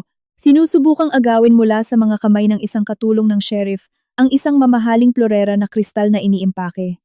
"Huwag mong hawakan iyan. Akin iyan. Binili ko iyan gamit ang sarili kong pera." Sumagot ang opisyal na may ganap na kalamigan. "Pasensya na po, ginang. Ang financial audit ay nagpapatunay na ang bagay na ito ay binili gamit ang isang card na direktang nauugnay sa mga corporate account ng Luningning Group." Pagkatapos, inalis niya ang florera sa kanyang mga kamay nang walang kahirap-hirap. Ang pagpapaalis ay walang kapintasan, masusi, pampubliko, at ganap na nakakahiya. Dose-dosenang mayayamang kapitbahay ang nagkumpol-kumpol sa perpektong damuhan sa harap ng mansyon, nagbubulungan at kinukunan ng video ang buong eksena gamit ang kanilang mga cellphone. Matapos ang maraming taon ng paghiling ng paghanga at paggalang ng lahat ng residente ng subdibisyon, sina Gregorio at Isidra ay naging paboritong palabas ng komunidad. Pinapalaya sila sa kanilang sariling bahay sa sikat ng araw. Sa loob ng wala pang 2 oras, lahat ng may halaga ay naimbentaryo, kinumpiska, at isinakay sa mga truck. Maging ang mga branded na alahas na nakatago sa safe ng master suite ay kinumpiska, dahil ang mga talaan ay nagpapatunay na binili ang mga ito gamit ang pondo mula sa kumpanya ni Luningning. Sina Gregorio, Isidra, at Cecilia ay naiwan sa bangketa sa harap ng pasukan. Bawat isa sa kanila ay may hawak lamang na ilang murang maleta na may kaunting damit habang pinapanood ang pag-alis ng mga truck. Sa loob ng ilang oras, nawalan sila ng bahay, ng mga ari-arian, at ganap na napahiya sa harap ng parehong bilog ng mga kakilala na sinubukan nilang pahangain sa loob ng maraming taon. Desperado, nagsimulang tumawag si Gregorio sa mga dating kasamahan sa trabaho. Walang sumagot. Lahat ng tawag ay napunta sa voicemail. Ang kanyang reputasyon bilang isang nang-aabuso na nagsasagawa ng domestic violence ay kumalat na sa buong kumpanya. At ang pampublikong pagpapaalis na ito ay nagkumpirma lamang sa harap ng lahat na ang imahe ng tagumpay na kanilang binuo ay isang kasinungalingan. Dahan-dahang tinawid ni Aturi Salcedo ang driveway at huminto sa harap nila sa huling pagkakataon. Mayroon kayong 24 na oras para maghanap ng pansamantalang tirahan. Pakiusap, huwag ninyong subukang kontakin muli si Ma'am Luningning o lumapit sa alinman sa kanyang mga komersyal o residential na ari-arian. Lahat ay may permanenteng pribadong seguridad. Tumingin sa kanya si Gregorio na may namumulang mata. Mayroon lamang galit, kawalan ng magawa, at isang malalim na pagsisisi. Sino ba talaga si Luningning? Bakit niya ginagawa sa amin ang lahat ng ito? Sumagot si Ati Salcedo na may hindi pa nagagawang katahimikan. Si Ma'am Luningning ang tagapagtatag, CEO, at nag-iisang may-ari ng Luningning Group at ng pambansang network nito ng mga high-end na restaurant. Siya ang parehong babae na araw-araw ninyong tinatawag na walang silbi. Sa tingin ko, ngayon ay malinaw na kung sino sa kwentong ito ang tunay na walang silbi. Nang walang idinagdag na salita, tumalikod si Ati Salcedo at bumalik sa kanyang kotse. Naiwan sina Gregorio, Isidra, at Cecilia na mag-isa sa bangketa. Sa likod nila, ang malaking bakal na gate ng mansyon ay nagsara na may malakas at metal na kalabog. Sa kanilang paligid, Nakita lamang nila ang malamig at kritikal na tingin ng mga dati nilang kapitbahay. Ang kanilang Peking dinastiya ay ganap ng nawasak at ngayon ay kailangan nilang tanggapin ang isang katotohanang imposible ng itanggi. Ang babaeng kanilang binugbog at hinamak ng 3:00 ng umaga ay sa katunayan ang tunay na reyna ng imperyo, kung saan sila nabubuhay at kalalabas lang sila sa lansangan. Ang mga sumunod na linggo matapos ang pagpapaalis ay isang tunay na bangungot para kina Gregorio at Isidra. Walang bahay at walang ari-arian. Napilitan silang umupa ng isang maliit, mamasa-masa, at napabayaang 2 silid na apartment sa isang gusali sa isang hindi kilalang lugar. Ang kanilang bagong katotohanan ay walang kinalaman sa luho na kanilang nakasanayan. Bawat pisong kinikita nila ay halos hindi sapat para bumili ng mga pangunahing pagkain. Upang lalong lumala ang sitwasyon, opisyal na tinanggal si Gregorio sa trabaho matapos makumpleto ang panloob na imbestigasyon na may kaugnayan sa kaso ng domestic violence at mga irregularidad sa pananalapi. Ngayon, pareho silang walang trabaho, itinakwil ng lipunan, at lubog sa kahirapan. Ang kasukdulan ng kanilang legal na pagkawasak ay dumating sa umaga ng pagdinig ng diborsyo.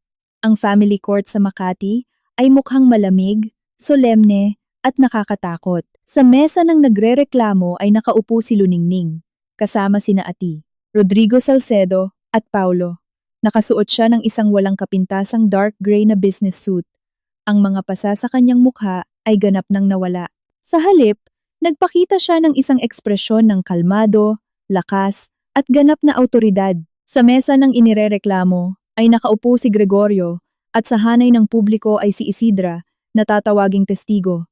Ang kanilang itsura ay ganap na naiiba. Mukha silang pagod, napabayaan, at nakasuot ng mga luma at kupas na damit. Wala na silang pera para kumuha ng pribadong abogado.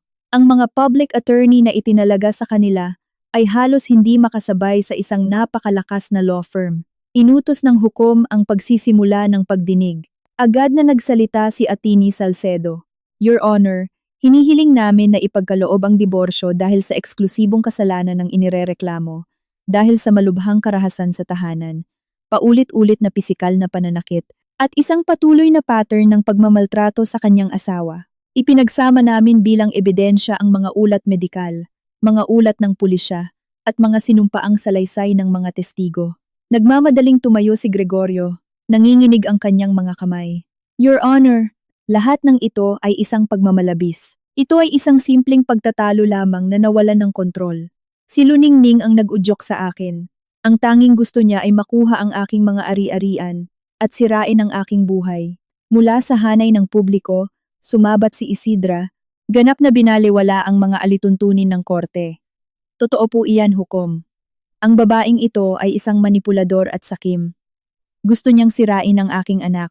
Pinalo ng hukom ang kanyang martilyo, inutusan si Isidra na manahimik sa ilalim ng parusa ng multa para sa paglabag sa korte. Sunod, humakbang si Aton Salcedo para ipakita ang huling ebidensya na inihanda ni Luningning sa loob ng maraming taon.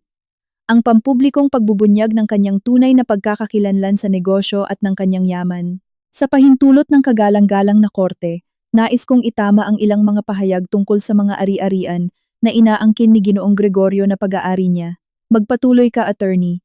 Sa mga screen ng courtroom, nagsimulang ipakita ang mga dokumento ng korporasyon, mga bank statement, at mga opisyal na sertipiko ng negosyo. Si Ginoong Gregorio ay hindi lamang gumawa ng isang malubhang pananakit laban sa kanyang asawa, kundi nabuhay din sa loob ng maraming taon sa isang ilusyon sa pananalapi na ganap na binuo ng aking kliyente. Si Ma'am Luningning ang nag-iisang tagapagtatag, tagapamahala, at pangulo ng Board of Directors ng Luningning Group, isang kumpanya na nagpapatakbo sa sektor ng restaurant na nagmamay-ari ng 15 high-end na restaurant at 3 kumpanya na nagpapatakbo sa commercial real estate market sa buong bansa. Ayon sa financial audit, ang kabuuang halaga ng kanyang mga ari-arian ay lumampas sa 1 bilyong piso. Isang bulungan ng pagkamangha ang kumalat sa buong silid. Nanigas sina Gregorio at Isidra. Naging puti ang kanilang mga mukha na parang papel. 1 bilyong piso. Nabuhay sila kasama niya sa loob ng maraming taon at hindi nila nalaman. Palagi silang naniniwala na siya ay isang simpleng may bahay na, bilang libangan, ay paminsan-minsan ay naghahanda ng ilang mga order ng pagkain. Nagpatuloy si Atinia Salcedo. Ang mansyon na matatagpuan sa Makati, na kamakailan ay nabawi sa pamamagitan ng utos ng korte, ay hindi kailanman binili gamit ang sahod ni Ginoong Gregorio. Ito ay pag-aari ng Luningning Group. Ang sports car na kanyang minamaneho ay nasa ilalim ng lease sa pamamagitan ng mga account ng kumpanya ni Ma'am Luningning. Bawat luho, walang exception, na kanilang tinamasa, ay eksklusibong pinondohan ng kita na nabuo ng mga kumpanya na parehong kinukutya ni Ginoong Gregorio at ng kanyang ina, tinatawag silang walang silbi. Naramdaman ni Gregorio na umikot ang buong courtroom. Bawat sigaw niya ng babaeng walang silbi, bawat suntok na ibinigay niya sa 3:00 ng umaga, bawat mapanuksong tawa ni Isidra, lahat ay bumabalik ngayon para durugin siya. Si Luningning ang tunay na tagapagbigay ng kanilang pamilya, at sinira nila ang mismong taong sumusuporta sa kanila. Desperadong umiling si Isidra. Nanginginig ang kanyang boses. Hindi. Imposible. Kasinungalingan iyan. Ang aking anak ay isang top manager. Siya ang nagbayad para sa lahat ng ito. Sumagot si Atin. Salcedo na may ganap na kalamigan. Ang taunang sahod na natatanggap ni Ginoong Gregorio sa kanyang middle level na posisyon ay hindi man lang sumasakop sa 2% ng taunang gastos ng pamilyang ito. Sa mga screen ay lumitaw ang mga income tax return, ITR ni Gregorio, sa tabi ng mga financial report ni Luningning. Ang pagkakaiba ay nakakagulat. Ang lahat ng iba pa ay tahimik na sinusuportahan ni Ma'am Luningning. Tinawag ng hukom si Luningning para sa kanyang huling pahayag. Kalmado siyang lumapit sa pulpito, nanumpa, umupo, at tumingin ng diretso kay Gregorio. Your Honor, hindi ko isinampa ang kasong ito dahil sa kasakiman. Ang lahat ng kayamanang ito ay akin na. Ginawa ko ito para mabawi ang aking dignidad bilang isang tao at para maunawaan ng mga taong tulad ni Gregorio at Isidra na ang karahasan sa pisikal at kayabangan ay may napakabigat na presyo. Gusto kong maintindihan nila na ang babaeng sinubukan nilang durugin sa ilalim ng kanilang bota ay ang parehong babae na nagtayo ng kaharian kung saan sila nabubuhay. Narinig na ng hukom ang sapat, ang mga ebidensyang medikal, ang mga ulat ng pulisya, at ang mga financial audit ay ganap na hindi matututulan. Ang hiling ni Gregorio para sa sustento at paghahati ng ari-arian ay ganap na tinanggihan. Kinumpirma ng korte na lahat ng mga ari-arian ng negosyo ay legal na protektado bilang sariling pag-aari at eksklusibong pag-aari ni Luningning. Mabilis na ibinaba ang hatol, ang kasal ay opisyal na binuwag na may eksklusibong kasalanan ng asawa. Bukod pa rito, naglabas ang korte ng isang habambuhay na restraining order para kina Gregorio at Isidra. Lumabas si Gregorio sa silid na nawala ang lahat, ang kanyang kasal, ang bahay, ang mga kotse, at bawat pisong pinangarap niyang magkaroon. Sa malaking marmol na pasilyo ng korte, lumayo siya sa kanyang ina at desperadong tumakbo patungo kay Luningning. Tumutulo ang mga luha sa kanyang mukha. Hindi ito mga luha ng tunay na pagsisisi sa kasamaang ginawa niya. Ito ay mga luha ng takot. Natatakot siyang harapin ang isang buhay na puno ng kahirapan. Luningning, pakiusap. Nagmamakaawa ako. Sobrang nagsisisi ako. Pinagsisisihan ko ang lahat. Umiiyak siya. Sinusubukang lumapit. Agad na pumagit na si Paulo. Pakiusap, wag mong kunin ang lahat. Ipinapangako ko. Magbabago ako. Bigyan mo ako ng isa pang pagkakataon. Huminto si Luningning. Dahan-dahan niyang inilingon ang kanyang ulo para tingnan siya sa ibabaw ng kanyang balikat. Sa kanyang mukha, walang bakas ng habag. Ang pagsisisi mo ay dumating mga 3 buwan ng huli, Gregorio. Noong madaling araw na iyon, noong nagdurugo ako sa sahig ng presinto, nangako ako sa sarili ko. Hindi mo na ako kailanman mahahawakan. Hindi mo na kailanman kokontrolin ang aking buhay. Lahat ng kinuha mo sa akin ang aking kapayapaan, ang aking dignidad, at ang aking pagpapahalaga sa sarili ngayon ay nabawi ko ng multiplikado. Pagkatapos ay tumalikod siya. Kasama sina Ati, Salcedo at Paulo, tinawid niya ang mga salaming pinto ng korte at lumabas ng gusali. Naiwan sina Gregorio at Isidra na mag-isa sa malaking pasilyo. Wasak sila sa publiko. Ngayon ay kailangan na lang nilang harapin ang katotohanan.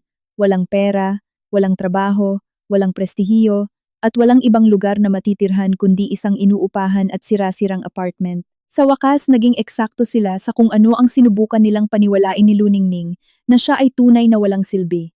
Gayunpaman, ang matinding pagkatalo sa family court ay simula pa lamang ng huling bangungot na naghihintay kina Gregorio at Isidra. Ilang oras matapos ang pagpirma ng hatol ng diborsyo, inilunsad ni Paulo at ng kanyang IT team ang huling yugto ng plano ni Luningning, ang ganap na pagwasak sa kanilang pampublikong reputasyon. Habang nakaupo sina Gregorio at Isidra sa maliit na sala ng kanilang mamasa-masang apartment, nakatitig sa pader at sinusubukang tanggapin ang katotohanang nawala na sa kanila ang lahat, sumabog ang internet. Isa sa mga pinakamalaking news portal sa bansa, kasama ang mga pinakasikat na celebrity website, ay naglathala ng isang artikulo na may pasabog na headline, Eksklusibo, dating manager, na huling binubugbog ang asawang CEO. Ina, nanonood, tumatawa, at nag-uudyok pa. Ang video ay nagpakita ng orihinal, hindi na edit na recording mula sa mga security camera ng kanilang dating kwarto. Sa sulok ng imahe, malinaw na nakikita ang oras, 3 a.m. Ipinakita ng mga imahe si Gregorio na hinihila si Luningning mula sa kama, hinihila ang kanyang mga pulso, sinasampal siya ng brutal, at itinutulak siya sa sahig. Ngunit ang pinakamasaklap ay ang perpektong malinaw na imahe ni Isidra. Nakatayo siya sa pinto, nakakrus ang mga braso, at may malupit na ngiti sa mukha, tumatawa habang nagdurugo si Luningning sa alpombra. Pinahusay ng team ni Paulo ang kalidad ng tunog. Ngayon, ang mga sigaw ni Gregorio, na tinatawag siyang babaeng walang silbi, at ang nakakakilabot na tawa ni Isidra, ay maririnig ng may ganap na kalinawan. Ang reaksyon ng opinyon ng publiko ay agaran, malawakan, at walang awa. Sa loob ng wala pang 3 oras, ang pangalan ni Gregorio, ang pangalan ng kumpanyang pinagtatrabahuan niya, at ang mukha ni Isidra ay naging pinakapinag-uusapan sa internet. Libu-libong komento ang bumaha sa social media.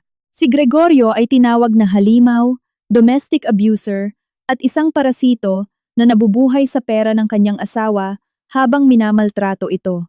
Mas matindi pa ang pagtanggi na hinarap ni Isidra. Sa internet, sinimulan siyang tawaging biyanan mula sa impyerno. Ang kanyang nakangiting mukha ay naging isang viral na simbolo ng kalupitan sa tahanan. Ang mga organisasyon para sa karapatan ng kababaihan at mga kilalang aktivista ay hayagang humiling sa Public Prosecutor's Office na hilingin ang pinakamataas na parusa para kay Gregorio. Sa maliit at sirasirang apartment kung saan sila ngayon nakatira, nagsimulang mag-vibrate ng walang tigil ang lumang cellphone ni Gregorio. Sa pagtingin sa mga notification, natagpuan niya ang libu-libong mensahe. Hindi ito mga pagpapahayag ng suporta, kundi mga banta, insulto, at babala na maging ang kanyang profile sa LinkedIn ay mass reported na ng mga dating kasamahan sa propesyon. Binuksan niya ang video na nangunguna sa mga trending sa YouTube. Nakita niya ang kanyang sarili na brutal na sinasaktan si Luningning sa harap ng milyon-milyong tao. Nakaramdam siya ng matinding pagkahilo, ngunit ang kahihiyan na kanyang naramdaman ay higit na mas malaki kaysa sa anumang pagsisisi. Inay, tapos na tayo. Ipinakita ni Gregorio ang screen kay Isidra nang makita niya ang kanyang sariling mukha na nakangiti ng may kalupitan. Habang libu-libong komento ang tumatawag sa kanya na psychopath, sumigaw siya ng may takot. Hinawakan niya ang kanyang ulo ng parehong mga kamay. Hindi niya kayang tiisin ang ganitong pampublikong kahihiyan. Gregorio, gumawa ka ng paraan para tanggalin nila iyan. Tawagan mo ang mga site na iyan. Ipadelete mo na iyan ngayon din. Paano ako lalabas para pumunta sa palengke pagkatapos nito? Sigaw niya, ganap na wala sa sarili. Ngunit wala nang magagawa. Ang video ay na-download, kinopya, at ibinahagi sa libu-libong platform. Ang mga kahihinatnan ay agaran at mapanira. Una, lahat ng babae sa Elite Tennis Club at ang mga kilalang kapitbahay na sa loob ng maraming taon ay dumalo sa mga eleganteng party na inorganisa ni Isidra ay naglabas ng mga pahayag na tumatanggi sa kanya. Inalis siya sa lahat ng Facebook at WhatsApp group. Nakatanggap din siya ng isang opisyal na pagbabawal sa pagpasok sa club. Pangalawa, maging si Cecilia, ang spoiled na kapatid, ay nag-impake ng kanyang mga gamit at nawala ng hindi nag-iiwan ng address. Natakot siyang ang pagkakaugnay sa kanyang kapatid at ina ay wawasak magpakailanman sa kanyang sariling buhay panlipunan. Pangatlo, anumang pagkakataon ni Gregorio na makahanap ng bagong trabaho ay ganap na nawala. Sa tuwing magpapadala siya ng CV o pupunta sa isang recruitment agency sa Maynila, tinatype lang ng recruiter ang kanyang pangalan sa Google. Sa paghahanap sa viral na recording, sinasabihan siyang umalis agad sa opisina. Naging ganap siyang hindi matatanggap sa trabaho sa mundo ng korporasyon. Sa wakas, ang pag-iisa sa lipunan ay ganap. Nang subukan ni Isidra na bisitahin ang isang matandang kaibigan sa simbahan para humiram ng pera, hindi man lang binuksan ng babae ang pinto. Sa halip na tumulong, tumawag ito ng pulis. Inireport ang presensya ng isang hindi kanais-nais na tao sa kanyang pintuan. Nakakulong sila. Nawalan sila ng pera, ng bahay, at ngayon ang kanilang mga pangalan at mukha ay kilala sa buong bansa bilang kasing kahulugan ng karahasan at parasitismo. Samantala, sa kabilang panig ng lungsod, nagpapahinga si Luningning sa balkonahe ng kanyang marangyang penthouse na may tanawin ng kalangitan ng Maynila. Kasama si Paulo, pinapanood niya sa isang tablet ang lahat ng epekto ng kaso. Hindi nakaramdam ng saya si Luningning.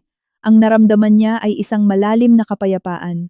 Sa wakas, nabalanse na ang timbangan ng hustisya. Iginanti niya ang lahat ng kanyang pisikal at emosyonal na sugat nang hindi man lang nagtaas ng kamay. Pinatunayan niya na ang talino, pasensya, at kapangyarihang pinansyal ay maaaring maging mas mapanira kaysa sa lakas ng kamao.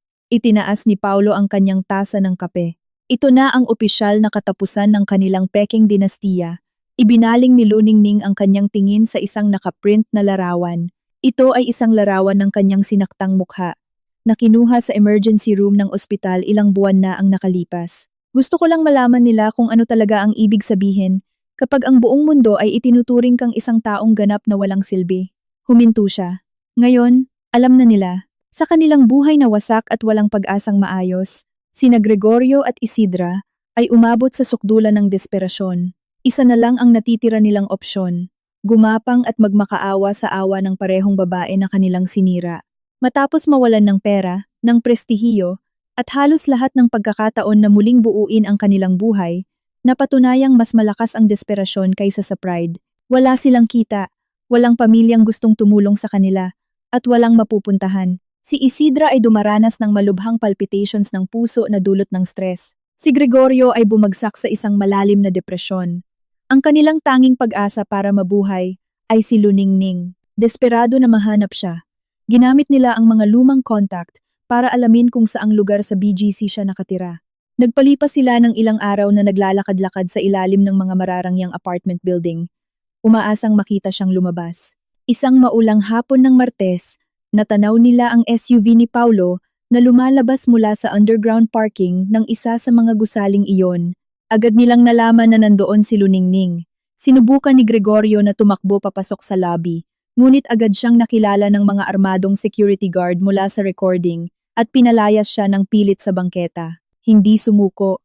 Gumawa sila ng isang desperadong desisyon. Sumakay sila ng bus pabalik sa dating subdibisyon sa Makati. Nagtungo sila diretso sa gate ng mansyon na dati nilang itinuturing na tahanan. Alam nilang maaga o huli, darating si Luningning o ang kanyang mga kinatawan para ihanda ang ari-arian para sa pagbebenta o pag-upa. Nagpasya silang mag-entablado doon ng isang pampublikong eksena ng pagsisisi. Sa loob ng 3 buong araw, naupo sila sa bangketa sa harap ng malaking bakod ng ari-arian. Ang imahe ay malalim na kabalintunaan. Sila na dating kumilos sa ari-ariang iyon bilang mga hari, ngayon ay nakaupo sa aspalto na parang mga walang tirahan. Dahan-dahang dumadaan ang mga dating kapitbahay sa kanilang mga mamahaling kotse. Ang ilan ay bumabagal lang para kumuha ng litrato. Ang iba ay simpleng tinitingnan sila na may ganap na paghamak. Walang nag-alok sa kanila ng kahit isang bote ng tubig o isang salita ng aliw. Nang mapagtanto ni Gregorio na hindi darating si Luningning, nagpasya siyang subukan ng ibang paraan. Gamit ang isang murang prepaid na cellphone, nag-record siya ng isang video, tumingin ng diretso sa kamera. Payat ang kanyang mukha at hindi ahit. Nabasag ang kanyang boses. Luningning, pakiusap. Ako to, si Gregorio. Alam kong nagkamali ako sa lahat. Sobrang nagsisisi ako sa lahat ng ginawa ko sa'yo. Patawarin mo ako sa pananakit ko sa'yo. Patawarin mo ako sa pagtawag sa iyong walang silbi. Nawala na sa akin ang lahat. Pinalayas nila ako sa bahay. Walang gustong magbigay sa akin ng trabaho at malamang mapupunta ako sa kulungan. Pakiusap, Luningning. Bumalik ka sa akin. Ipinapangako ko sa buhay ko. Magte-therapy ako at magiging asawang nararapat sa'yo. Bigyan mo lang ako ng isa pang pagkakataon. Pagkatapos ay ibinaling niya ang kamera kay Isidra. Nakaupo ito sa tabi niya, at umiiyak ng malakas. Ang mga luha ay mukhang tunay na ngayon, ngunit hindi ito nagmula sa pagsisisi sa lahat ng kalupitan na ipinakita niya. Nagmula ito sa takot, sa kahirapan at gutom. Luningning, anak ko, nagmamakaawa ako. Pinagsiklop ni Isidra ang kanyang mga kamay na parang nagdarasal. Sobrang mali ako. Naging isang babaeng mayabang, arogante, at masama ako. Alam kong ang bahay na ito ay sayo noon pa man. Patawarin mo na ang biyanan mo. Huwag mo kaming hayaang mamatay sa gutom sa lansangan. Wala na kaming natitira. Nagmamakaawa ako. Bawiin mo ang mga demanda at bigyan mo kami ng kahit kaunting pera para mabuhay. Inattach ni Gregorio ang video sa isang email at ipinadala ito ng direkta sa opisina ni Atiring Rodrigo Salcedo. Alam niyang ito ang tanging channel ng komunikasyon na hindi pa nakablock. Samantala, sa bagong corporate headquarters ni Luningning, sa isang top office building sa BGC, nakikipagpulong siya kina Ati Salcedo at Paulo sa isang eleganteng conference table. Binuksan niya ang mensahe sa higanteng screen at pinatugtog ang video. Tahimik niyang pinanood ang mga pakiusap ni Gregorio at ang desperadong pag-amin ni Isidra. Lahat ng kayabangan na dating nagpapakilala sa kanila ay ganap nang nawala. Bumuntong hininga si Paulo. Wasak na sila, Luningning. Sa tingin mo ba dapat natin silang padalhan ng kahit kaunting tulong pinansyal para hindi sila mapunta sa lansangan? Nanatiling ganap na hindi gumagalaw si Luningning. Hindi nagbago ang kanyang ekspresyon. Dahan-dahan siyang umiling. Kailangan nilang pagbayaran ng buo ang kanilang mga ginawa, Paulo. Noong sinaktan ako ni Gregorio noong madaling araw na iyon, hindi lang niya pinutok ang labi ko. Sinubukan niyang sirain ang aking espiritu, at si Isidra ay nakatayo doon at tumatawa habang nagdurugo ako sa sahig. Iyon ay purong kasamaan. Hindi sila karapat-dapat sa anumang gantimpala para sa kanilang ginawa. Sumingit si Ati Salcedo sa mahinang boses. Ano po ang inyong mga tagubilin, Ma'am Luningning? Sumagot siya ng walang pag-aalinlangan.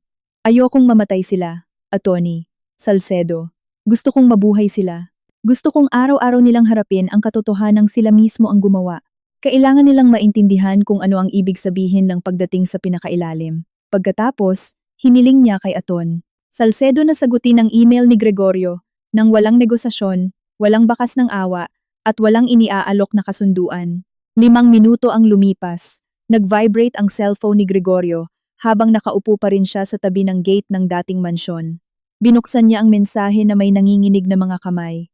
2 pangungusap lamang ang nilalaman nito. Ang hustisya ay nagbigay na ng pinal na desisyon at wala nang dapat pag-usapan. Ang inyong kaparusahan ay ang buhay na kailangan ninyong harapin ngayon. Sa 2 pangungusap na iyon, isinara ni Luningning magpakailanman ang pinto sa kanyang nakaraan. Hindi siya nag-alok ng kapatawaran, hindi siya nag-alok ng tulong pinansyal. Hinatulan niya silang mabuhay sa eksaktong parehong estado ng kawalan ng magawa at desperasyon, kung saan sinubukan nilang ilubog siya, pinipilit silang gugulin ang natitirang bahagi ng kanilang buhay na dinudurog ng mapait na bigat ng pagsisisi. Ilang buwan na ang lumipas mula sa paglilitis at pagtanggi sa mga huling pakiusap ni Gregorio at Isidra. Para kay Luningning, mabilis na lumipas ang panahon, nagdala sa kanya ng paggaling, paglago, at higit pang tagumpay sa propesyon. Ang peklat sa kanyang labi ay ganap nang nawala. Sa lugar nito ay nagniningning ang hindi matitinag na tiwala ng isang babae na nabawi ang kontrol sa kanyang kapalaran at nagtayo ng isang imperyo ayon sa kanyang sariling mga alituntunin. Isang malamig na gabi ng taglagas, si Luningning ay nasa isang perpektong iluminadong entablado sa bagong bukas na espasyo ng National Museum of Natural History, ang pinaka-eksklusibong gastronomic space sa Maynila. Ito ang gala ng pagbubukas ng pinakamalaki at pangunahing restaurant ng Luningning Group. Ang silid ay puno ng mga personalidad mula sa lungsod, mahahalagang mamumuhunan mula sa Pilipinas, at mga kilalang kritiko sa pagkain. Nakasuot si Luningning ng isang eleganteng mahabang evening gown, nagpapahiwatig siya ng tiwala at klase ng isang CEO na hinahangaan ng lahat. Sa kanyang kanan ay si Paulo, ang kanyang tapat na kaibigan at kasosyo. Nakatatapos lang magbigay ng isang madamdaming talumpati na nagbibigay diin sa lakas, tiyaga, at pananaw na nagdala kay Luningning sa sandaling iyon. Sa pangunahing mesa ay nakaupo si Atorsi Rodrigo Salcedo. Tahimik niyang itinaas ang kanyang baso bilang tanda ng paggalang. Ipinagmamalaki niyang kumatawan sa isang babae na nagawang bumangon ng may ganoong lakas matapos mabuhay sa karahasan. Nang lumapit si Luningning sa mikropono, isang ganap na katahimikan ang namayani sa silid. Hindi niya binanggit si Gregorio, hindi rin niya direktang pinag-usapan ang madilim na nakaraan na iniwan niya. Gayunpaman, bawat isa sa kanyang mga salita ay naghatid ng isang katotohanan na kayang abutin ng puso ng lahat ng naroroon. Sa nakaraang taon, natutunan ko ang isang napakalalim na aral tungkol sa tunay na halaga ng isang tao. Ang kanyang boses ay matatag at malinaw. Umalingaw-ngaw ito sa buong silid. Natutunan ko na ang tunay na korona ng isang babae ay hindi ibinibigay sa kanya ng kanyang kapareha o depende sa laki ng bahay kung saan siya nakatira. Ang tunay na korona ay pinanday sa apoy ng katatagan at determinasyon. Sa bawat pagkakataon na sinubukan akong pabagsakin, nagtayo ako ng isang bagong negosyo. Bawat insulto na nilayon upang maramdaman kong walang silbi ay naging isang bagong pagkakataon para sa paglago. Ngayon ay narito ako hindi bilang isang biktima ng mga pangyayari, kundi bilang ang tanging arkitekto at may-ari ng aking sariling korona. Sumabog ang silid sa isang standing ovation. Ang mga palakpak ay umalingaw-ngaw sa ilalim ng mga naglalakihang chandelier na kristal.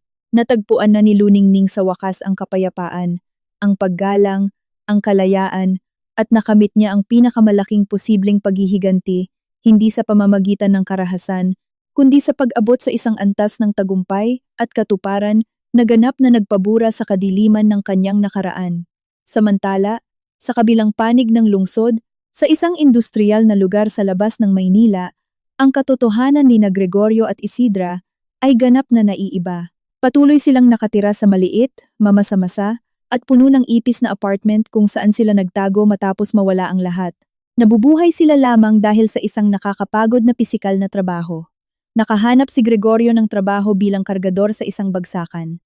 Tuwing umaga, bago sumikat ang araw, sa lamig, nagbubuhat siya ng mabibigat na kahon ng prutas at gulay para kumita lamang ng minimum na sahod. Si Isidra, na ilang taon na ang nakalipas, ay nag-oorganisa ng mga eleganteng pagtitipon sa hardin ng kanilang mansyon sa Makati. Ngayon ay naglalaba at nagpaplansa ng damit ng ilang kapitbahay sa gusali, kapalit ng ilang piso. Sa gabing iyon, matapos kumain ng murang instant noodles, binuksan ni Gregorio ang lumang telebisyon na halos hindi na gumagana sa maliit na sala ng kanilang apartment. Isang lokal na programa ng balita ang naguulat sa mga pinakamahalagang kaganapan sa lipunan sa linggong iyon. Biglang, lumitaw ang mga ulat mula sa pagbubukas ng bagong pangunahing restaurant ni Luningning. Ipinakita ng kamera ang kanyang nagniningning na mukha habang pinuputol niya ang inaugural ribbon, napapalibutan ng mga mamumuhunan at mga bisitang masiglang pumapalakpak. Sa ilalim ng screen ay mababasa ang isang caption, "Ang reyna ng gastronomiya ng Maynila, si Luningning, ay nagpapatuloy sa pagpapalawak ng kanyang multibilyong pisong imperyo." Nanatiling hindi gumagalaw sina Gregorio at Isidra sa lumang sofa. Hindi sila nagsalita ng kahit isang salita. Tahimik nilang pinanood ang babaeng kanilang binugbog, hinamak, at tinawag na walang silbi. Ngayon ay nasa tuktok na siya ng lipunan, tumatanggap ng pagkilala mula sa parehong mga tao na ang paghanga ay hinangad nila sa buong buhay nila. Dahan-dahang inilingon ni Gregorio ang kanyang ulo sa direksyon ng kanyang ina. Walang laman ang kanyang mga mata. Puno ng isang pagsisisi na hindi kailanman maglalaho. Tingnan mo siya, inay. Sa kanya pala talaga lahat. Nasa atin na sana ang mundo, pero sinira natin ang tanging taong nagmalasakit sa atin. Hindi sumagot si Isidra. Itinago lamang niya ang kanyang mukha sa kanyang magaspang at gasgas na mga kamay dahil sa trabaho at nagsimulang umiyak ng tahimik. Sa kanyang isipan, ang alaala ng madaling araw na iyon ay paulit-ulit na bumabalik. Ang kanyang sariling malupit na tawa ay paulit-ulit na umalingaw-ngaw sa master suite habang si Luningning ay nakahandusay sa sahig. Ngayon ay huli na ang lahat. Naunawaan niya na ang babaeng tinrato niya na parang walang halaga ay ang tunay na pinagmumulan ng lahat ng kaginhawahan, seguridad, at kaligayahan na kanyang tinamasa sa loob ng maraming taon. Ngunit ang kanyang pagsisisi ay hindi nagmula sa isang moral na pagbabago. Ito ay ang desperadong pagsisisi ng mga taong sumira sa kung ano ang nagpapahintulot sa kanila na mabuhay at ngayon ay kailangang harapin ang mga kahihinatnan. Hinatulan silang gumising tuwing umaga sa kahirapan, dala-dala magpakailanman ang bigat ng konsensya na nawala sa kanila ang lahat dahil sa kanilang sariling kalupitan at kayabangan. Hindi sila ipinakulong ni Luningning, ngunit isinara niya sila sa isang mas mahigpit na bilangguan, ang bilangguan ng kanilang sariling mga desisyon. Ang kwento ay nagtatapos kay Luningning sa terasa ng bagong pangunahing restaurant ng Luningning Group. Sa kanyang tabi ay sina Paulo at Atori Salcedo. Sa kanyang harapan ay nakalatag ang maningning na tanawin ng isang iluminadong Maynila. Dahan-dahan silang nag-toast gamit ang kanilang mga baso ng champagne.